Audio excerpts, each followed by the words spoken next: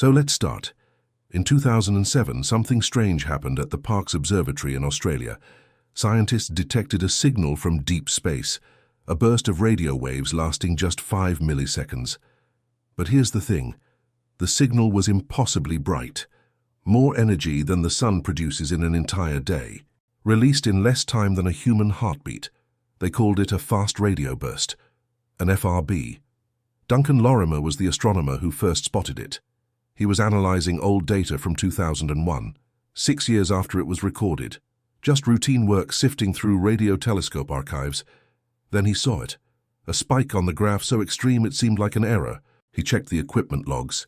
Everything had been functioning normally that day. No malfunction, no interference. The signal was real. But where did it come from? The data showed something incredible. The burst originated from outside our galaxy, 3 billion light-years away. From a point in the constellation Sagittarius. Lorimer shared the discovery with colleagues. They were skeptical at first. Signals that bright and brief shouldn't exist, not from that far away. But the numbers didn't lie. The energy output was staggering. In 5 milliseconds, this thing released power equivalent to 500 million suns. What could produce that? For years it remained a mystery. The Lorimer burst, they called it. A cosmic anomaly with no explanation. Perhaps a one-time event. A fluke. Then in 2012, something changed. Another burst was detected. Then another. Then 4 more. These weren't flukes, they were happening all the time. Telescopes just hadn't been looking for them. Scientists estimated there could be 10,000 FRBs happening every day, across the entire sky, invisible to the naked eye, but screaming in radio frequencies. Here's where it gets weird. Most of these bursts happened once and never repeated. Single flashes from random points in deep space. No pattern, no follow-up. Just one brilliant scream into the void. But in 2016, astronomers found something different. FRB 121102. A signal that kept repeating, not randomly either. The bursts came in clusters, sometimes dozens in a single day. Then silence for weeks, then another flurry of activity. Whatever was sending these signals wasn't just flashing once, it was still out there, still transmitting. Scientists zeroed in on its location, a dwarf galaxy 3 billion light-years away, smaller than the Milky Way, filled with young, active stars. They studied the repeating pattern, measured the time between bursts, analyzed the frequency shifts, looked for any structure in the data, and they found something, a pattern. The bursts weren't random. They followed a cycle, 16 days of activity, then complete silence for months. Then the cycle started again. It was like a cosmic lighthouse, beaming signals on a schedule. But lighthouses are built by intelligent beings. This was 3 billion light-years away, in a galaxy we barely understand. What was it? Some scientists proposed natural explanations. A magnetar, perhaps. A neutron star with an incredibly powerful magnetic field, spinning wildly and shooting out radio waves. But magnetars don't typically produce such precise patterns, and they don't usually repeat on schedules. Others suggested it could be a binary system, 2 massive objects orbiting each other, their gravitational dance creating periodic bursts. But that didn't quite fit either. The energy output was too extreme. The pattern too complex. Then scientists noticed something else. The signals were being dispersed, stretched out over time as they traveled through space. This dispersion told them something important. The waves were passing through clouds of ionized gas. Lots of it, more than you'd expect in empty space.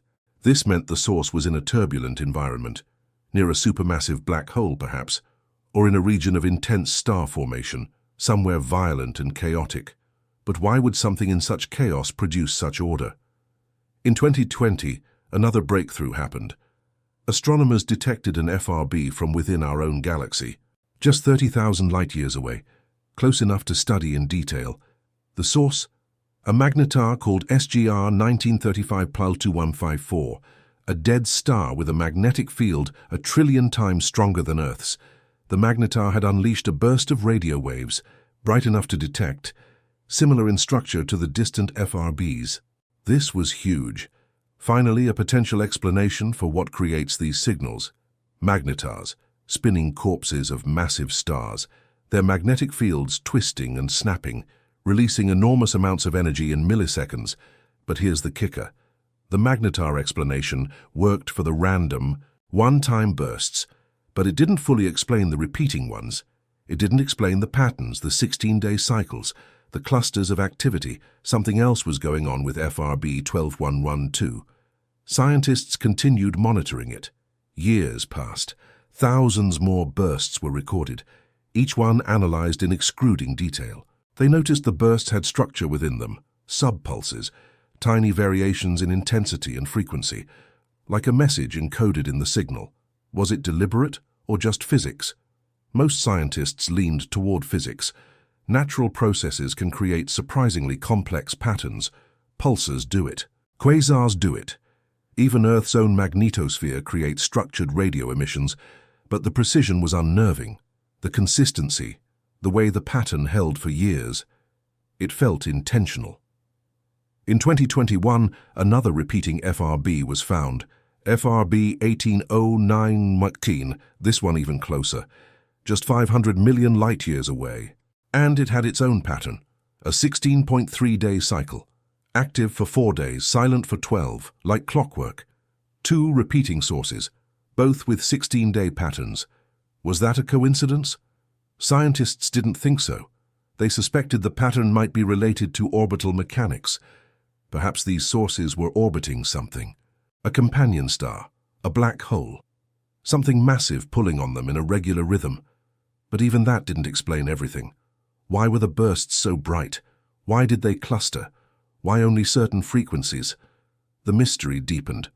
By 2023, over 800 FRBs had been detected, some repeating, most not. Each one a cosmic enigma. Scientists built new instruments to catch them. The Canadian Hydrogen Intensity Mapping Experiment, CHIME, a massive array of radio antennas designed specifically to hunt FRBs. CHIME started detecting them by the dozens, then by the hundreds. The sky was filled with these signals, most too faint to have been noticed before, and the patterns became clearer. Some FRBs showed polarization. The radio waves twisted as they traveled. This told scientists about magnetic fields along the signal's path. Strong fields, organized in specific ways. Other FRBs showed something called scintillation. The signal flickered and varied, like starlight twinkling through Earth's atmosphere. But this was in space, caused by clouds of plasma bending the waves, each detail added to the picture. But the picture remained incomplete. Then, in 2024, astronomers detected something unprecedented, an FRB that lasted for 3 full seconds, not milliseconds, seconds. It came in waves, pulses repeating every 0.2 of a second, like a cosmic drumbeat. This wasn't a magnetar flare. This was something else, something that could sustain energy output for an extended period. What was it? The source was traced to a galaxy 7 billion light-years away. Ancient, distant, unreachable. Scientists studied the long-duration burst obsessively. The energy required to sustain such a signal was mind-boggling, more than 1,000 suns burning simultaneously, and it pulsed, regular, steady, mechanical almost. If this was natural, it was unlike anything ever seen. If it wasn't natural, most scientists still insisted on natural explanations. Physics can do incredible things. Neutron stars can pulse. Black holes can flare. Exotic matter can behave in unexpected ways. But a small group of researchers began asking different questions. What if these signals weren't just physics? What if they were being produced deliberately? Not by humans, obviously, but by something. After all, humans produce radio signals all the time. Every TV broadcast, every cell phone call, every radar pulse, all of it leaking out into space. If aliens exist, they might do the same. But would their signals look like FRBs? Probably not. FRBs are too energetic, too brief, too expensive in terms of power. No civilization would waste that much energy on a signal, unless they wanted to be noticed across the universe. That was the thought that kept some scientists awake. What if these patterns were intentional? Beacons, lighthouses marking inhabited systems, or warnings or calls for help. Most dismissed the idea, too speculative, too hopeful, too frightening. but the patterns remained: the 16-day cycles, the clusters, the subpulses, the structure. Something in deep space was sending these signals, and whether by accident or design, they formed patterns.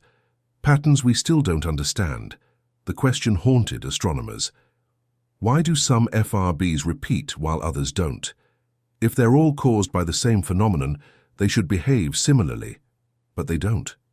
Some flash once and disappear forever, others pulse for years. In 2019, scientists decided to investigate this divide more carefully. They compared repeating FRBs to one-off bursts, looked for differences in their properties, and they found them. Repeating FRBs tended to be less bright. Their signals were more scattered, more distorted by ionized gas. This suggested they came from more chaotic environments. One-off FRBs, by contrast, were cleaner, sharper, less scattered, as if they came from quieter regions of space. This led to a hypothesis. Maybe repeating FRBs came from young magnetars, still embedded in the debris of the supernova that created them. Surrounded by dense gas and plasma, one-off FRBs might come from older magnetars, in calmer environments, producing one massive flare before going quiet forever. It made sense, but it didn't explain the patterns. Then in 2020, scientists made another discovery: FRB 2001-20UE, a repeating source in a nearby galaxy, just 11 million light-years away. This was close enough to study in unprecedented detail. They pointed every available telescope at it, radio, optical, X-ray, infrared, and they found something shocking. The FRB source was located in a globular cluster, a dense ball of ancient stars. Globular clusters shouldn't have magnetars. Magnetars come from massive young stars. The stars in globular clusters are billions of years old. So what was producing the signal? One possibility: a white dwarf neutron star binary. Two dead stars orbiting each other, their interaction somehow triggering bursts. Another possibility: something else entirely, something we haven't considered. The discovery raised more questions than answers. Meanwhile, KIME kept detecting new FRBs, dozens every month. The catalogue grew. Scientists began looking for correlations. Did FRBs happen more often in certain types of galaxies, at certain distances, in certain cosmic structures? The data suggested something interesting. Many FRBs seemed to come from galaxies with active star formation, young energetic galaxies, filled with massive stars and violent events. But not all of them. Some came from old, quiet galaxies, places where nothing should be happening, and some came from regions between galaxies, from the vast voids of intergalactic space, where nothing should exist at all. How was that possible? The answer might lie in something called neutron star mergers. When two neutron stars collide, they release catastrophic energy, gravitational waves, gamma rays, radio bursts. Perhaps some FRBs were the final screams of dying stars, colliding in the darkness between galaxies, creating one brilliant flash before vanishing. But that still didn't explain the repeating ones. Dead stars can't merge multiple times. Scientists needed more data, better instruments, faster detection systems. In 2021, a new facility came online, the Deep Synoptic Array, DSA-110, a network of radio dishes designed to pinpoint FRBs instantly. Traditional telescopes could detect FRBs but struggled to locate them precisely. DSA-110 changed that. It could triangulate the source within seconds, pinpoint the exact galaxy, sometimes even the exact region within that galaxy. The results were stunning. FRB after FRB was traced to specific locations: galaxy arms, galaxy cores, star-forming regions, even galactic halos. Each location told a story about the environment, about the forces at play, about what might be causing the signals. But the patterns in the repeating FRBs remained unexplained. Scientists tried modeling different scenarios: binary systems, orbiting black holes, precessing magnetars. All of them could produce periodic behavior, but none matched the observations perfectly. Then someone proposed a radical idea. What if the pattern wasn't in the source itself? What if it was in the environment? Imagine a magnetar orbiting another star. As it moves through the star's wind of particles, it encounters varying densities. Sometimes the wind is thick, sometimes thin. This could modulate the brightness of the bursts, create a pattern based on orbital position. It was clever, but the math didn't work out. The cycles were too long, the orbits would have to be absurdly large. Back to the drawing board. In 2022, researchers focused on FRB 12102 again. They'd been watching it for 6 years now. Thousands of bursts recorded. Petabytes of data collected. They ran new analyses, used machine learning to find hidden structures, patterns within patterns. And they found something, a subtle periodicity in the subpulses, not just the 16-day cycle, but a finer structure underneath. The subpulses repeated every 1.3 milliseconds, like a heartbeat, or a rotation. This suggested the source might be spinning, once every 1.3 milliseconds. That's about 750 rotations per second. For reference, the fastest known pulsar spins at 716 times per second. FRB 12102 would be near that limit. A spinning magnetar with an incredibly strong magnetic field, each rotation sending out a pulse, thousands of pulses clustering into bursts, bursts clustering into the 16-day pattern. It fit, almost. But why did it only transmit for part of the cycle? Why the long silences? Maybe something was blocking the signal, a companion object, or a disk of debris, eclipsing the source regularly. Or maybe the magnetar itself was precessing, wobbling like a spinning top, only beaming toward Earth for part of its wobble. These were testable hypotheses.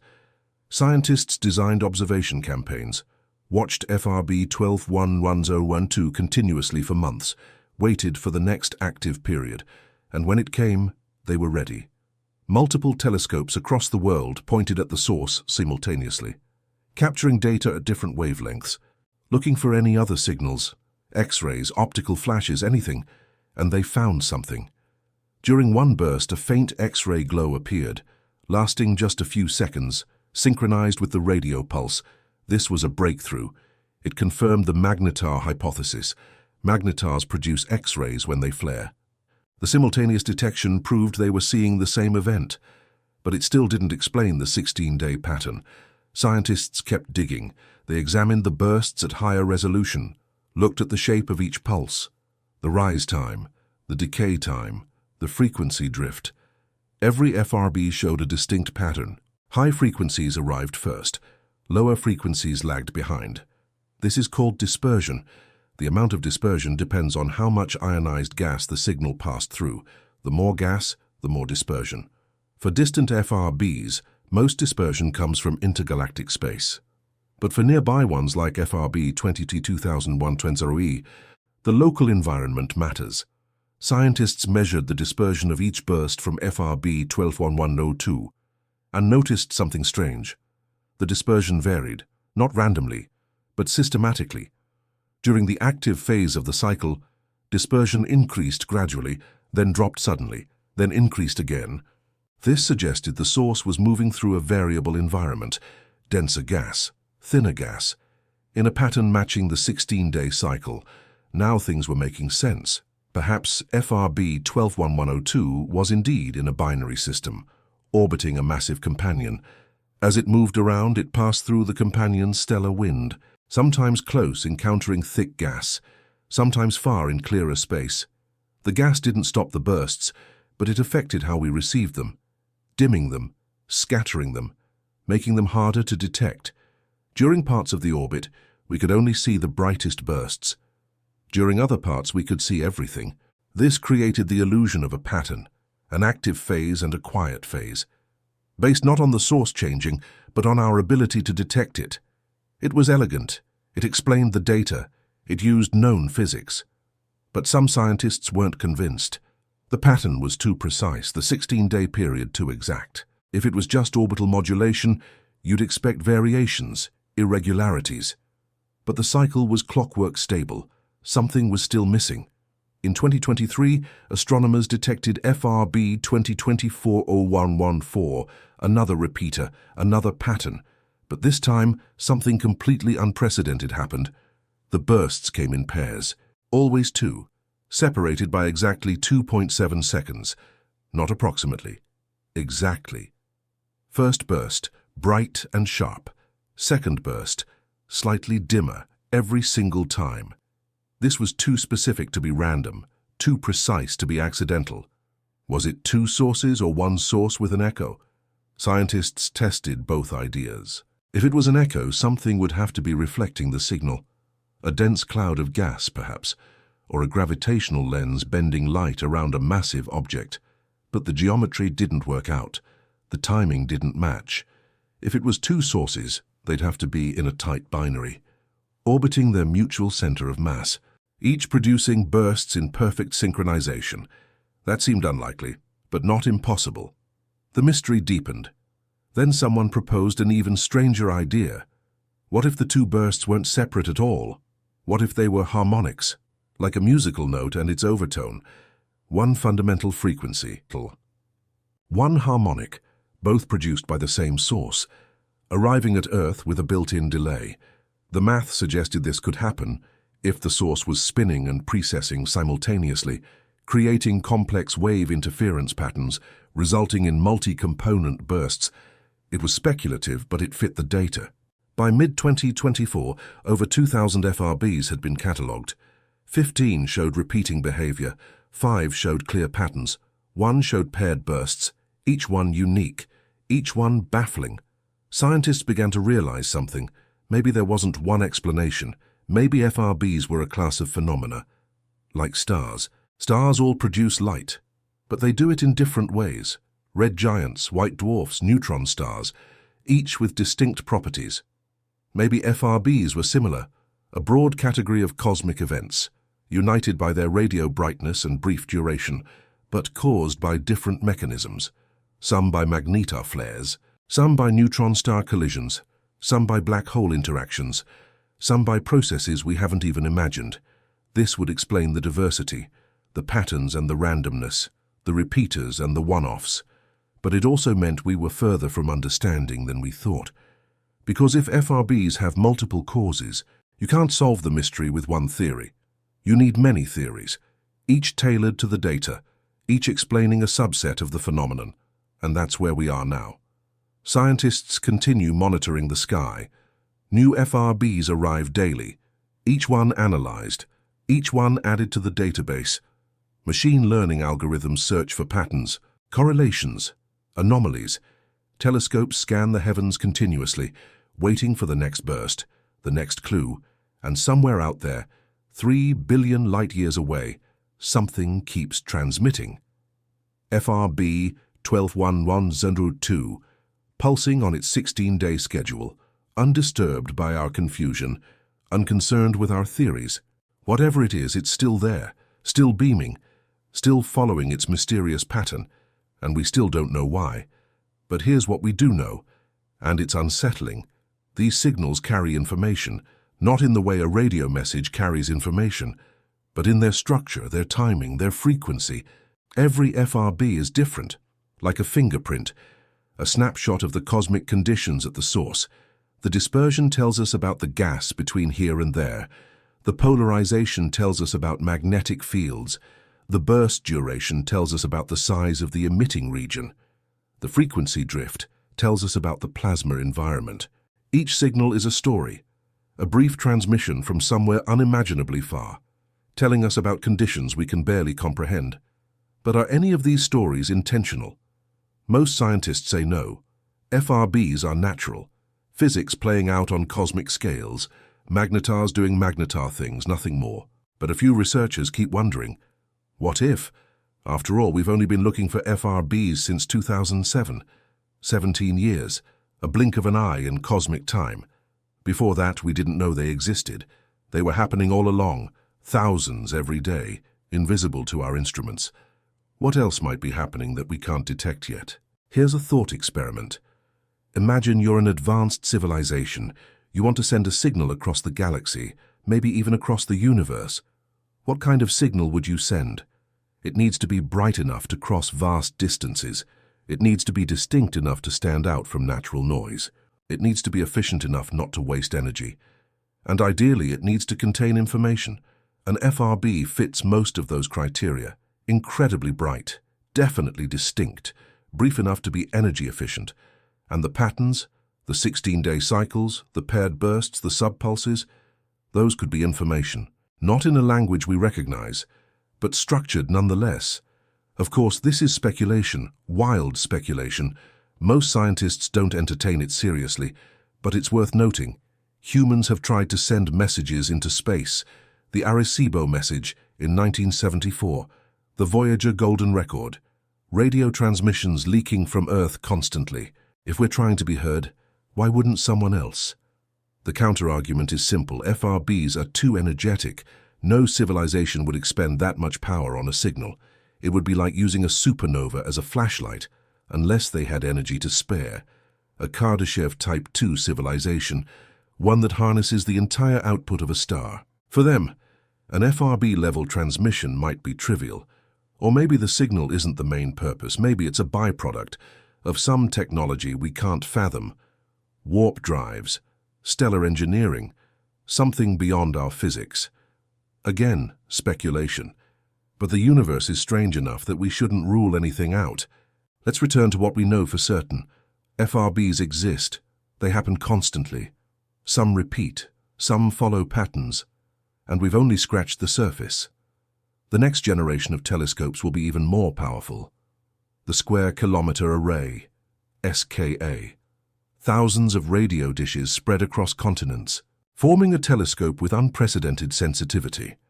When SKA comes online, we'll detect FRBs by the thousands, maybe tens of thousands, each one precisely located, each one studied in exquisite detail.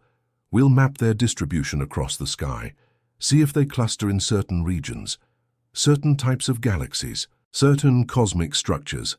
We'll measure their properties with higher precision, find subtler patterns, correlations we've missed, and maybe, just maybe, we'll find something that doesn't fit. An anomaly that can't be explained naturally, a pattern too perfect to be accidental, a message hidden in the noise. Or maybe we won't. Maybe we'll confirm that FRBs are purely natural, products of magnetars and mergers and exotic physics, beautiful but meaningless. Either way, we'll know more. But there's something profound about this mystery. It reminds us how much we don't understand. The universe is vast, filled with phenomena we've only recently discovered. Dark matter, dark energy, gravitational waves, fast radio bursts. Each discovery reveals new questions, deeper mysteries. A century ago, we didn't know galaxies existed beyond our own. 50 years ago, we didn't know about black holes. 20 years ago, we didn't know about dark energy. And 17 years ago, we didn't know about FRBs. What will we discover tomorrow? The patterns in these signals tantalize us. They suggest order in chaos, structure in randomness, meaning in the void. Maybe that meaning is just physics, the elegant laws of nature producing complex behavior. That would be beautiful in its own right. Or maybe the meaning is something more, a message, a warning, a greeting. We don't know, and that's the point. The universe is still full of mysteries, still capable of surprising us, still sending signals we can't quite decode. Somewhere out there, 3 billion light-years away, something keeps pulsing. FRB 121102, on its 16-day cycle, clockwork precise. Is it a magnetar? Probably. Is it orbiting something? Maybe. Is it trying to tell us something? Almost certainly not, but almost certainly isn't the same as certainly. And until we know for sure, the mystery remains. So we keep watching, keep listening, keep analyzing every burst, because every signal carries information about the universe, about the laws of physics, about the possibilities that exist beyond Earth. And sometimes, information is enough. Even if it's not a message, even if it's just the universe being the universe, that's still worth understanding. Because in the end, that's what science is. The pursuit of understanding, the quest to decode the patterns around us, the effort to make sense of the signals, whether they're sent by magnetars or civilizations, whether they're random or deliberate, whether they mean something or nothing at all. We want to know. So we point our telescopes at the sky. We build bigger instruments, better algorithms, faster computers. We collaborate across nations, share data, compare theories, challenge each other's assumptions. And slowly, Piece by piece, we build a picture of how the universe works, of what's possible, of what exists beyond our tiny world. FRBs are part of that picture, a strange, beautiful, mysterious part. They remind us that space is not empty. It's alive with events, violent and energetic, beyond human scale. They remind us that the universe is stranger than we imagined, and stranger than we can imagine. They remind us that we're still beginners, still learning, still discovering. And that's okay, because the joy isn't in having all the answers, it's in asking the questions, in following the signals, in chasing the patterns, even if we never fully understand them, even if the mystery remains unsolved. The pursuit itself is meaningful. So when you look up at the night sky, remember this. Right now, somewhere out there, a signal is being sent. A burst of radio waves so bright it could power a city, traveling for billions of years, crossing incomprehensible distances. Maybe it's a magnetar flaring. Maybe it's stars colliding. Maybe it's something we haven't considered. Whatever it is, it's real, it's happening. It's part of the cosmos we inhabit. And someone, somewhere, is listening, trying to make sense of it, trying to decode the pattern, just like you, just like all of us, trying to understand the signals, trying to find meaning in the noise. That's the human condition, that's the scientific endeavor, to wonder, to question, to seek, and sometimes to find something extraordinary, something that changes everything. Maybe FRBs will be that thing. Maybe they'll reveal a truth about the universe we never suspected. Maybe they'll lead us to answers about life beyond Earth. Or maybe they'll remain a mystery, a cosmic enigma, a reminder that the universe doesn't owe us explanations. Either way, they're beautiful. These brief, brilliant signals from the depths of space, these patterns in the darkness, they tell us the universe is bigger than we imagined, more complex, more wondrous, and they invite us to keep exploring, keep listening, keep wondering. Because something in deep space is sending patterns, and we don't know why, but we're trying to find out. And that's what matters.